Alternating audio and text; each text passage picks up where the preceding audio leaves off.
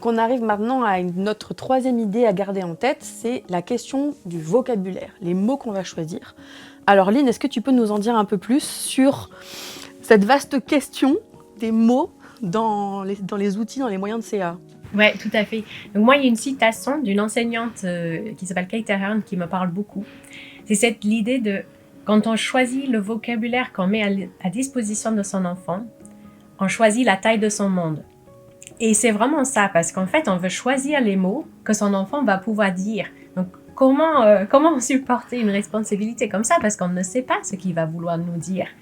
Donc, vraiment, c'est cette notion on veut lui permettre de raconter plein de choses différentes, sans trop savoir ce qui sera intéressant pour lui, parce on apprend à le connaître chaque jour.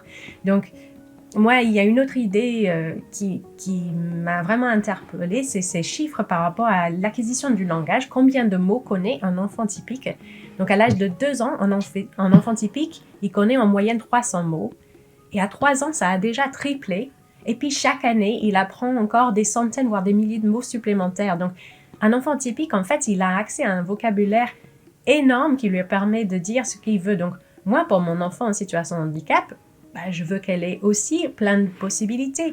Je ne sais pas ce qu'elle va pouvoir dire, je ne sais pas ce qu'elle va vouloir dire, mais je veux que ce soit elle qui choisit et pas qu'elle soit limitée, entre guillemets, par un outil qui ne lui permet pas justement d'exprimer tout ce qu'elle aurait à dire. Donc, est-ce que toi, tu peux nous en parler un petit peu plus des différents types de vocabulaire qu'on va avoir dans un outil de communication? Ouais, alors ce qui est intéressant, c'est vraiment de rester sur ce que tu disais, de se dire, l'objectif, c'est de donner un maximum de possibilités et de ne pas limiter, on va dire, les options de la personne. Après, c'est vrai que dans les outils, on va trouver différents types de vocabulaire. Donc, on a déjà ce qu'on appelle le vocabulaire de base. Donc, comme son nom l'indique, c'est les mots basiques qu'on va utiliser au quotidien. Ce qui est hyper intéressant avec le vocabulaire de base, c'est que c'est des mots, c'est toujours les mêmes. Qu'on dise « je »,« vouloir »,« pas », dans n'importe quel contexte, c'est les mêmes mots qu'on va utiliser. Donc une fois qu'on les connaît, ça c'est fait, c'est une bonne base. Je veux aller, veut aller, je veux aller. Ensuite, on a le vocabulaire spécifique. Donc le vocabulaire spécifique, c'est des mots qu'on utilise un peu moins souvent, mais qui sont très intéressants parce que c'est eux qui vont permettre de donner les précisions sur notre message. Le vocabulaire de base, ça va donner le sens, l'intention, qu'est-ce que je veux dire, est-ce que je dis que j'aime, est-ce que je dis que je n'aime pas, est-ce que je dis que j'ai besoin de quelque chose.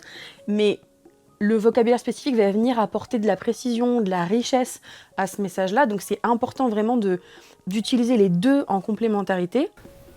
Activité. Harry Potter. Personnage de Harry Potter. Je aime Hagrid. Et toi. J'aime Hagrid et toi. On a aussi ce qu'on appelle le vocabulaire personnel, donc c'est vraiment les mots de la personne. À force qu'elle développe son langage, sa communication, elle va avoir des mots à elle, peut-être ça peut être des expressions, ça peut être, il y a aussi le langage préformulé, des petites phrases, des petites expressions qu'on va pouvoir rajouter et utiliser. Donc c'est vraiment important de faire cohabiter, on va dire, ces types de vocabulaire, toujours au service des besoins de communication, des fonctions de communication. Donc les fonctions de communication, on aime bien appeler ça avec des mots très théoriques, mais c'est simplement quand on veut saluer quelqu'un ou quand on veut donner son avis ou poser une question, c'est pas la même intention et on va pas utiliser les mêmes mots. Donc il faut vraiment qu'on garde en tête que l'outil de communication ou les outils de communication qu'on va choisir, ils doivent nous permettre de répondre à toutes ces différentes fonctions de communication, ces différentes situations, et que le vocabulaire, il doit être le plus varié, le plus vaste, le plus riche possible, toujours dans l'idée de dire que la personne doit pouvoir dire ce qu'elle veut, quand elle veut, à qui elle veut, où elle veut, voilà, comme nous tous en fait, ne pas avoir de restrictions par rapport à son vocabulaire. Ouais, tout à fait. Et puis je pense que c'est important aussi de se souvenir que c'est pas parce qu'on a accès à des centaines, voire des milliers de mots dans un outil de communication qu'on va tous les utiliser tous les jours. Je pense que ça peut être un côté, il peut y avoir un côté un petit peu stressant de se dire, oh là là, mais il y a plein de mots, il y a plein de cases, plein de pictogrammes, comment est-ce que je vais pouvoir utiliser tout ça? En fait, on se calme, on n'a pas besoin d'utiliser tous les mots qui sont à disposition à tout moment. c'est aussi donner cette possibilité. Évidemment, on va essayer de donner des modèles de langage qui sont riches, d'utiliser du vocabulaire différent, un peu comme on va lire des livres avec un enfant pour qu'il voit d'autres types de mots. Mais on n'est pas obligé justement d'aller explorer tout le vocabulaire, mais c'est quand même important que les mots ils soient là le moment qu'on aurait besoin. Petit exemple personnel, ma fille, son animal préféré, c'est un tamarin lion.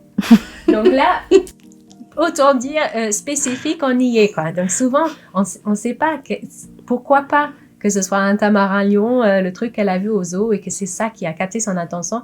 Donc ce qu'on veut, c'est que nos enfants ils puissent nous montrer un petit peu leur spécificité et ça sera pas comme l'enfant à côté. Ça serait quand même dommage qu'on soit limité à lion et éléphant et girafe. Parce qu'il y a plein d'autres choses à découvrir.